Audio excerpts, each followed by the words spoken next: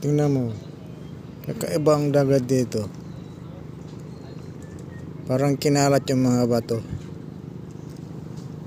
Parang umulan ng bato. Ayan o.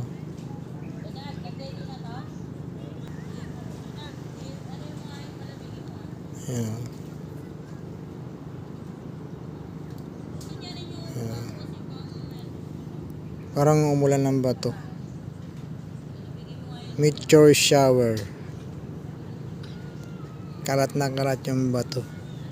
Ayan.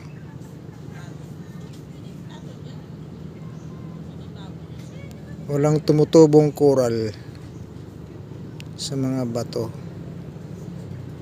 Ayan o. Ito laring isda. Ayan o. Yung bato. Kakaiba yung mga bato.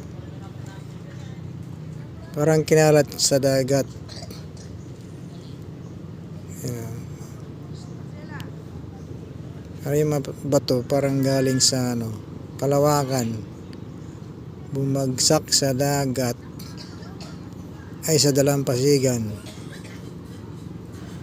Time check 8 AM.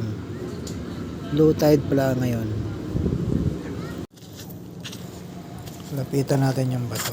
Check natin kung anong tsura niya sa malapitan. Parang na-virus yung bato. Ayan.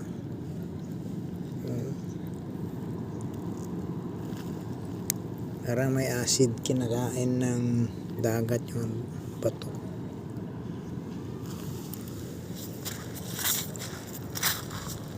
Patingin mo.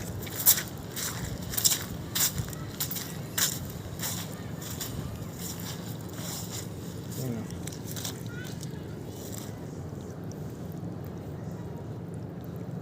Parang naagnas yung bato.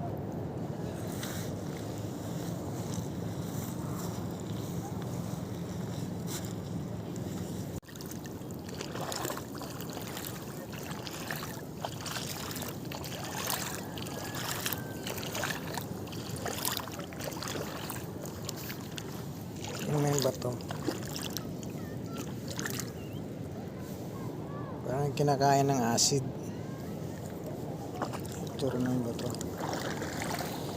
Suggestion ko dito sa mga bato, dapat kuliktahin to para pag nagsuswimming hindi maapakan at hindi nakakatinik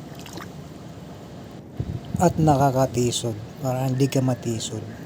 Walang coral na tumutubo. Acidic yung tubig. Tingnan natin to. Patay. Yan, patay yung corals. Parang laman. Parang acidic yung tubig. Subukan natin mamingwit. Kung may kawil tayo.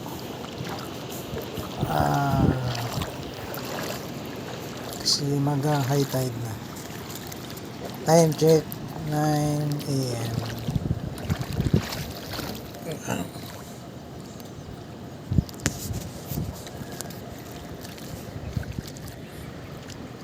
Time check 8:30.